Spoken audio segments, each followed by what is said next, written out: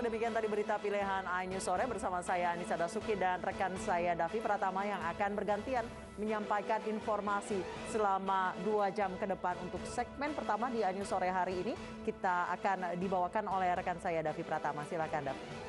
Ya, terima kasih Anissa. Pemirsa, selain 3 informasi tadi, kita juga memiliki informasi terkait 3 orang tewas, sementara 6 orang lainnya luka-luka setelah kendaraan minibus yang mereka tumpangi kecelakaan. Mobil menabrak pembatas jalan tol Trans Sumatera Lampung setelah pecah ban.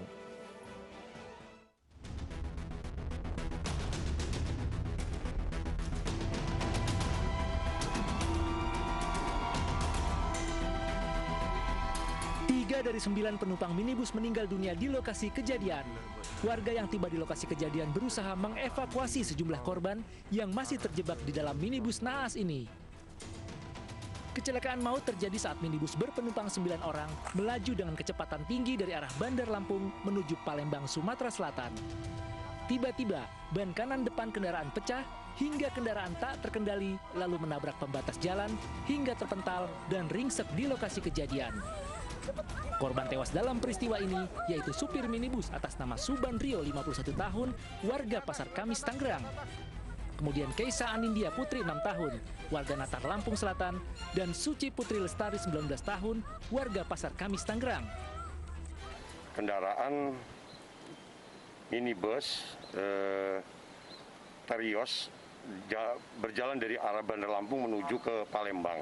Sesampai di kilometer 182.600, mobil pecah ban, lalu membentur pembatas, kemudian terbalik. Itu kejadiannya. Akibat kejadian laka tersebut, mobil dalam keadaan rusak dan mengalami korban meninggal dunia 3 orang, kemudian 3 luka berat, dan 3 luka ringan. 6 korban lain yang menderita luka-luka saat ini dalam perawatan di rumah sakit. Salah satunya adalah balita berusia 3 tahun asal Kabupaten Tangerang. Kasus kecelakaan maut ini kini ditangani unit Laka Lantas Polres Tulang Bawang, Lampung. Dari Bandar Lampung, Andreas Afandi, iNews melaporkan. 3 jenazah korban kecelakaan jatuhnya pesawat Tribun Air dievakuasi ke Timika, Papua. Kotak hitam yang ditemukan Rabu malam juga dibawa ke Timika untuk diteliti.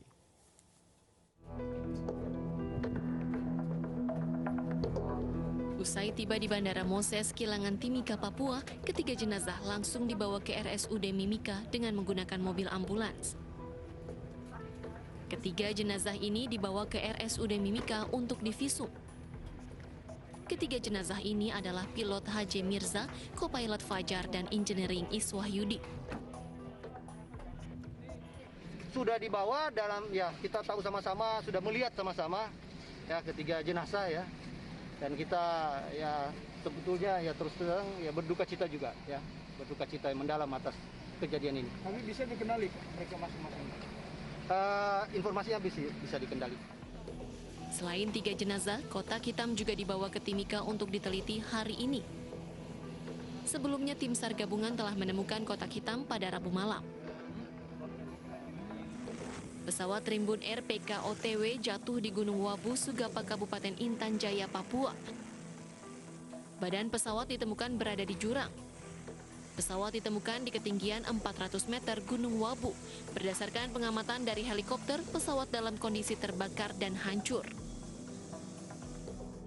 Titik jatuhnya pesawat berjarak 3,4 km dari Bandara Bilogai ke arah distrik Homeyo dan dari pos Bilogai Satgas Yonif 501 berjarak 2,2 km. Dari Timika, Papua, Nathan Making, iNews melaporkan. Pemirsa, seorang wanita hamil pingsan di Bandara Jalaluddin, Gorontalo karena dilarang terbang oleh petugas bandara. Wanita tersebut tidak mengantongi hasil swab PCR sebagai syarat menaiki pesawat terbang.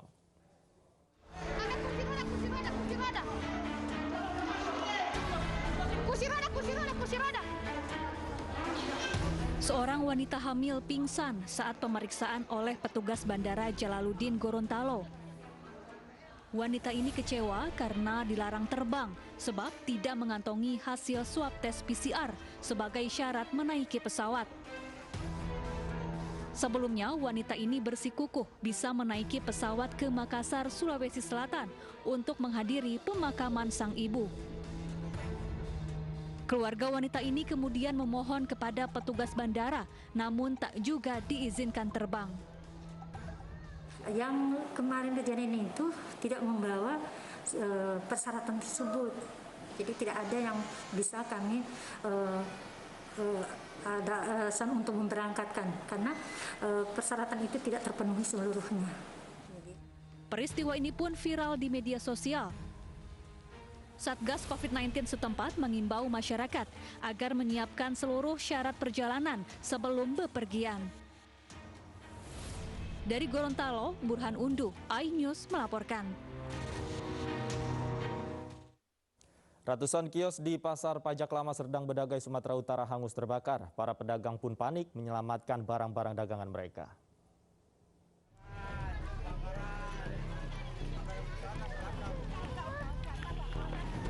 Dengan cepat kobaran api melalap ratusan kios di Pasar Pajak Lama Serdang Bedagai, Sumatera Utara pagi tadi.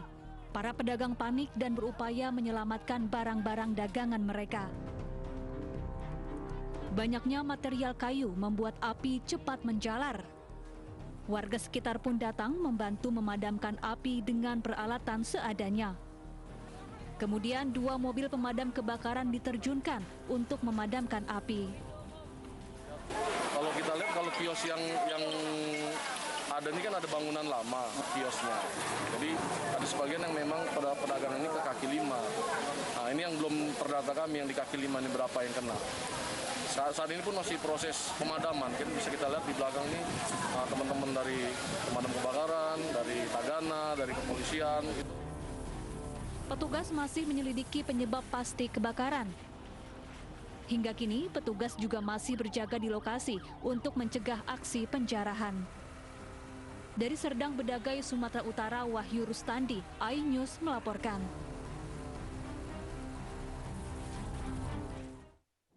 Sebanyak 13 jenazah korban kebakaran lapas kelas 1 Tangerang, Banten hari ini kembali diserahkan kepada keluarga. Sebelumnya, seluruh jenazah berhasil diidentifikasi tim DVI Polri.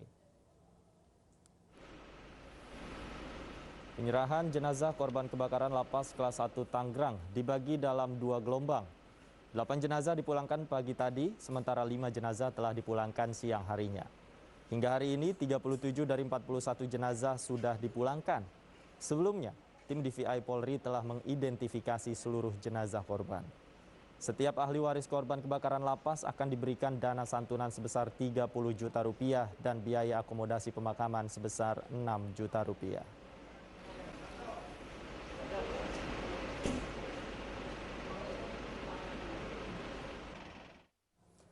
Kita ke informasi lain, pemirsa. Sekelompok bocah, 2 diantaranya perempuan, digerebek warga sedang pesta minuman keras. Mereka berpesta miras di sebuah rumah kosong di kawasan Pasar Minggu, Jakarta Selatan.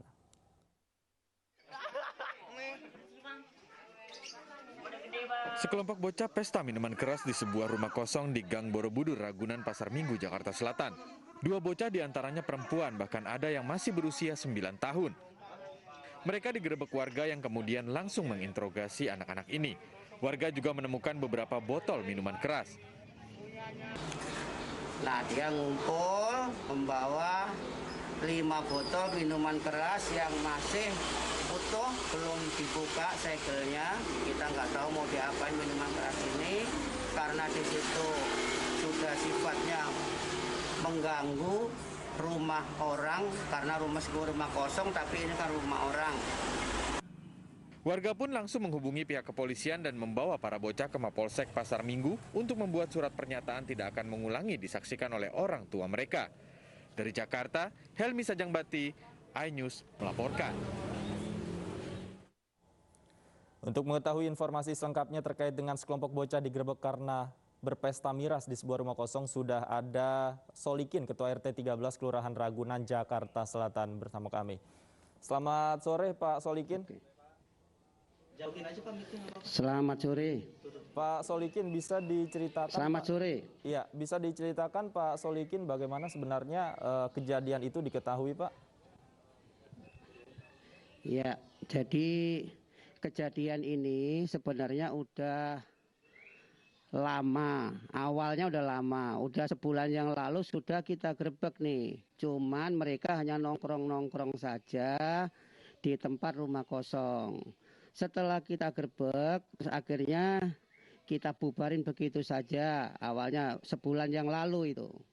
Nah, ternyata setelah kita gembok semuanya tempat itu, ternyata ada laporan warga bahwa di hari kemarin lusa, awalnya kemarin lusa, itu ada anak-anak udah mulai nongkrong Pak RT begitu. Nah, setelah itu pas kita tinjau lagi kemarin memang benar lagi ada di atas. Kemudian kita datangin ke atas. Datangin ke atas, ternyata mereka membawa minuman keras. Karena sifatnya membawa minuman keras, yang ini itu sudah kriminal, maka saya menghubungi Pak Polisi, LMK dan tokoh masyarakat sekitar untuk bagaimana penyelesaian ini. Karena ini masalah anak kecil, mudah-mudahan dapat diselesaikan dengan damai atau musyawarah saja, nggak sampai ke ranah hukum. Akhirnya saya sama Pak Polisi sepakat bahwasanya ini diselesaikan dengan secara kekeluargaan. Kita panggil kedua orang tuanya. Kemudian kita panggil juga Pak RT, Pak RW di wilayah setempat.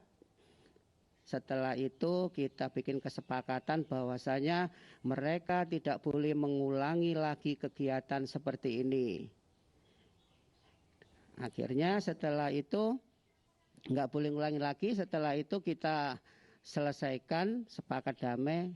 Udah kita pulang karena ini masalah istilahnya minuman keras, maka kita semua selalu bersiaga atau berpesan ya kepada orang tua harus selalu mengawasi anak-anaknya, jangan sampai nantinya anak-anak itu terjerumus ke hal-hal yang tidak memungkinkan, tidak diinginkan.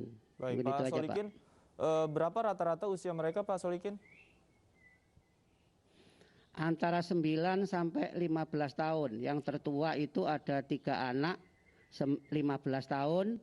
Terus yang lainnya 12, 11. Ada yang kelas 3, kelas 2 SMP. Kelas 2 SMP. Ada yang kelas 1 SMP tapi baru masuk ya, baru masuk ini. Yang kelas 3 SMP itu veteran. Siapa yang menginisiasi atau yang memiliki ide untuk minum-minuman keras bersama, Pak? Ya mungkin ada salah satu temennya yang umurnya yang dia veteran nggak sekolah ya. Nah itu katanya gimana kalau kita mabuk bersama gitu kan. Katanya begitu pengakuan dia. Ada salah satu anak lah. Kita nggak bisa nyebutin siapa anak itu namanya. Oke, baik. Terima kasih Pak Solikin atas informasinya sudah berbagi bersama kami di Ainyu Sore. Selamat sore Pak Solikin.